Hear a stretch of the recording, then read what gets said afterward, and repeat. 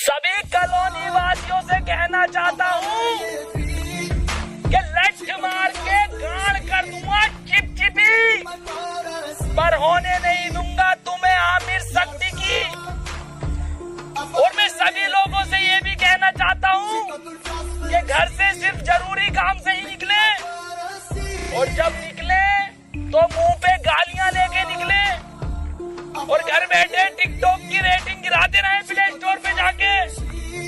और किसी लौंडे के मोबाइल में ये चीजें मिले तो मुझे बताएं, गोली गाल पे मारूंगा। रुपए गाली कहाँ है तेरे मुंह पे? गाली है कि साहब N95 की गाली है। भागो। 4 चवन्नी घोड़े पे टिकटॉक मेरे लोड़े पे।